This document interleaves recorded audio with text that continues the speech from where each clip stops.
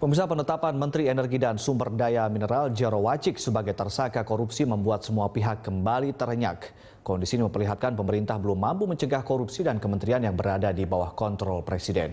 Meski peraturan telah banyak dibuat, fakta integritas sudah ditandatangani dan penindakan terus dilakukan, korupsi masih terjadi di negeri ini, bahkan semakin terstruktur, sistematis dan masif. Dan kita akan berbincang mengenai hal ini dengan sejumlah narasumber. Sudah ada di studio kami Ibu Yenti Garnasih, beliau adalah pakar hukum pencucian uang, dan nanti akan segera bergabung Koordinator ICW Ade Irawan dan juru bicara KPK Bapak Johan Budi melalui sambungan telepon. Selamat malam Ibu Yenti. Selamat malam. Iya, seperti tadi di awal dikatakan bahwa peraturan-peraturan sudah ditetapkan, fakta-fakta integritas sudah dibuat, lalu kemudian tindakan-tindakan sudah dilakukan. Tapi kenapa kemudian korupsi semakin terstruktur, sistematis dan masif, Bu? Ya, bahasa itu TSM itu kan menjadi populer sekali ya. Tapi ternyata memang bukan jargon semata ya, Bu ya? Oh bukan, ya memang. Dan sekarang kita juga mulai kalau gitu kita juga ngambil langkah-langkah bahwa pencegahan dan pemberantasan korupsi itu juga harus diatur secara struktur, sistematis dan juga secara masif. Kita juga secara masif dalam artian bahwa seluruh komponen masyarakat harus menolak korupsi. Itu budaya itu harus kita kedepankan. Karena kenyataannya dari hari ke hari meskipun katanya ada sudah ada perhatian ya, terutama beberapa tahun terakhir, tapi ternyata kita akan terhenyak terus dengan adanya korupsi-korupsi. Jadi begini, tadi dikatakan kenapa kok masih terjadi juga. Misalnya program sudah ada, fakta integritas sudah ada. Sekarang yang penting adalah bagi pemerintah ya dalam hal ini adalah bagaimana pemerintah itu mempunyai political will agar semua program-programnya, semua fakta integritasnya, semua ada semacam mereka sudah punya strategi anti korupsinya itu bisa berjalan dengan baik. Ini tapi yang sampai sekarang hanya sebagai wacana dan juga sebagai formalitas saja sepertinya, Bu ya. Ya kan program fakta integritas, strategi anti korupsi kan sudah ada di Bappenas, sudah banyak sekali rintik-rintik itu semuanya kan. Detail gitu ya, Bu ya. Detail sekali, tetapi permasalahannya sekarang yang harus difikirkan adalah bagaimana memastikan kemauan pemerintah agar apa yang diprogramkan itu berjalan. Sehingga dicari ini kenapa? Misalnya kenapa di kementerian bahkan sampai beberapa menteri dalam kabinet terakhir ini, beberapa menteri terlibat sebagai pelaku korupsi. Jadi ada hal-hal yang memang terlupakan atau yang penting itu diabaikan oleh pemerintah. Misalnya ya saya melihat apa yang dilakukan oleh para koruptor ya atau tersangka korupsi ataukah yang sudah dipidana sebagai koruptor yang notabene mereka adalah pejabat tinggi atau bahkan sampai ke tingkat menteri, itu adalah sebetulnya ya ada satu amanat dari UNCEC United Nations Against Corruption 2003 yang sudah kita ratifikasi.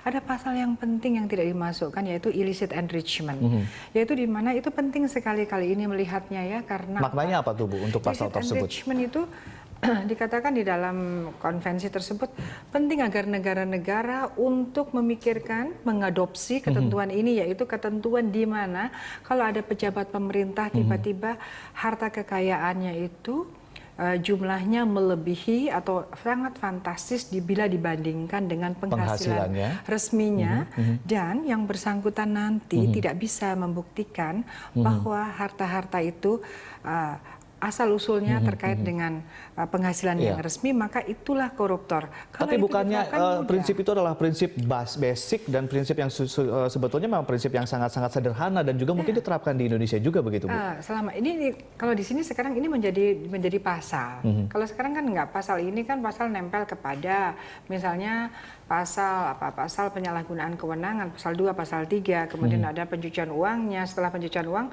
baru pembuktian terbaliknya antara lain bahwa yang bersangkutan tidak bisa membuktikan. Jadi terlalu lama kan. Jadi kalau sejak awal di dalam undang-undang korupsi sudah ada.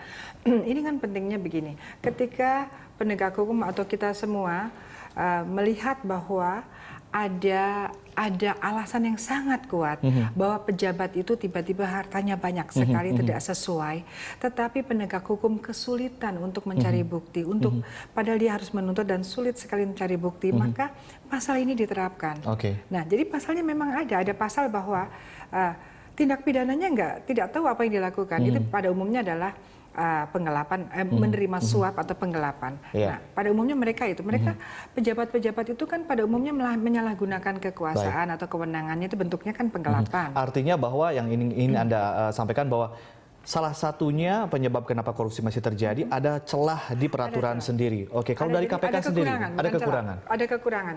Ada satu pasal yang sangat penting tapi Indonesia tidak mau atau saya tidak ada kemauannya untuk segera memasukkan pasal ini. Ini pasal memang ada dua pasal yang penting dimasukkan, yaitu trading influence, dan kemudian illicit enrichment. Ya kan, misalnya kasus seperti misalnya trading influence itu kan penting ya. Misalnya ini kan ada keterkaitan antara eksekutif dan legislatif, di mana misalnya menterinya dari partai tertentu, kemudian anggota partai itu ada di fraksi tertentu. Mereka ini kan semacam kong kali kong. Artinya tidak ada pasal ini yang secara eksplisit dijelaskan dalam undang-undang? Tidak, bukan eksplisit lagi. Itu harus diundangkan menjadi pasal. Harusnya janji kita pada waktu ratifikasi konvensi ini 2006, janjinya harusnya memasang pasal itu. Itu mempermudah. Artinya nanti KPK juga tidak sulit untuk kemudian mendapatkan suspek untuk... Nah, itu lebih mudah karena